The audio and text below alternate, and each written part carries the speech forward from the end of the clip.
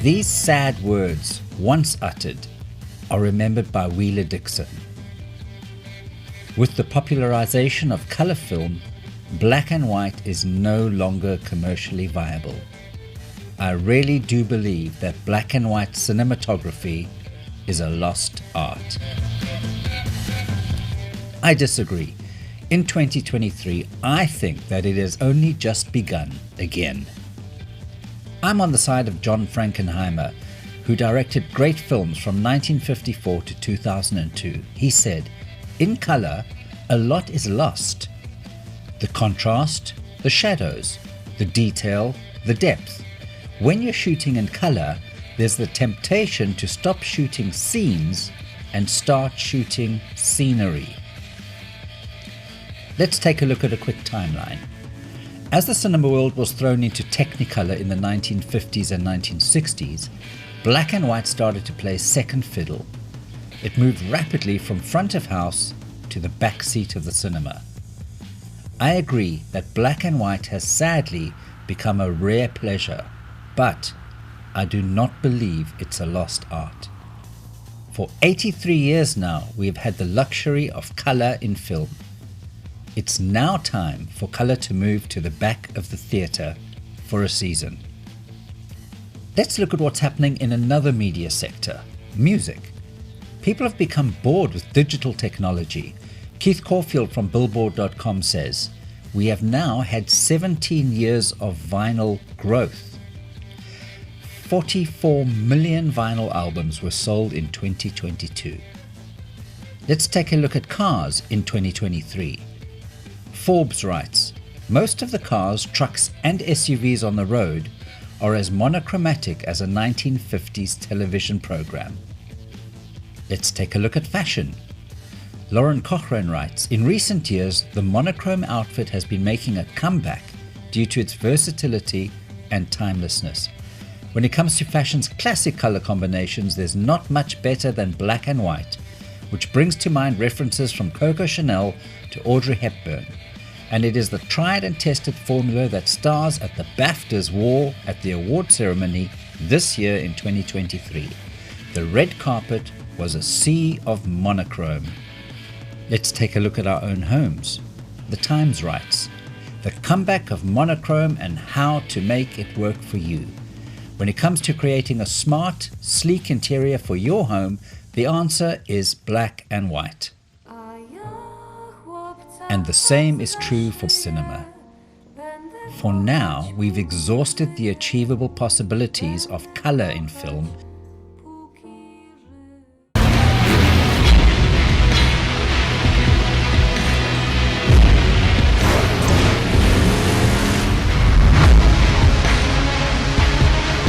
And it's time to go back to the monochrome and duotone days. If you think it's a step in the wrong direction, just take a few moments to enjoy any of these monochrome classics. 8½, 12 Angry Men, Casablanca, Frances Ha, Nebraska, The Artist, Ida, The Lighthouse, Control, Roma. In fact, search for contemporary black and white films produced post-2000 and you'll actually find more than 300 of them. Monotone movies are wonderfully enthralling. In fact, by their nature, they are superior in storytelling, visualization, and meaning. Black and white is now actually the better medium to mirror emotion. Why? Well, firstly, imagine taking away the massive amount of color information that is thrown at your brain during a 90-minute film and replacing that information with the actual essence of the story, or the expressions of the actors, or the use of locations or props, or the mood or the emotions. Hey, we could even enjoy the audio and the soundtrack more. Secondly, this would also give our brains the chance to perceive colors the way we want to. We could be the ones who decide whether the actress has red or mousy hair, blue or green eyes. The ubiquitous Ferrari might not be signal post red for once, but actually turquoise. Third and most importantly though, We have recently reached a point in cinema where digital hardware paired with advanced software can put the quality, tone, mood and emotion into a story in a way that surpasses what color did to film in the 1950s. Yes, cinematic cameras can now shoot at resolutions of 6K, 8K and 12K. The large sensors and 14 stops of dynamic range pushes the black and white image into an era that has never been experienced before. No more grainy and jittery high contrast scenes, but smooth, silky, rich, detailed, monochromatic delights. The cinema goer definitely has an exciting adventure ahead. Color, as wonderful as it has been, needs to move aside and let the original form of filmmaking shine again. Imagine taking the advances of color film over the years and applying that to new black and white theory. The quality, the texture, the tone, the dimension. Enter Ansel Adams and Alfonso Cuarón. In my photographic studies in the 1990s, we spent a full year mastering black and white techniques. Some of these techniques included the wonderful theory of wavelength transmission. By using different colors of filters over the lens, yes, color filters in black and white photography, we allowed more of that wavelength of light to penetrate the film and less of the others. Each colored filter produces a different effect on the scene. The density of that specific color is darker on the negative, thus producing a lighter tone in the printed or final image. The complementary color will be affected in the opposite manner. In this way, we can have control of specific colors in black and white to increase contrast or to boost certain colors for tonal effect. Now, let's look at the master of this, Ansel Adams, undoubtedly the master of black and white photography. During the 1930s and 40s, he meticulously developed the zone system, which is a complicated process whereby the precious tones in a scene can be retained. Minor White, a famous photographer, writes about the zone system.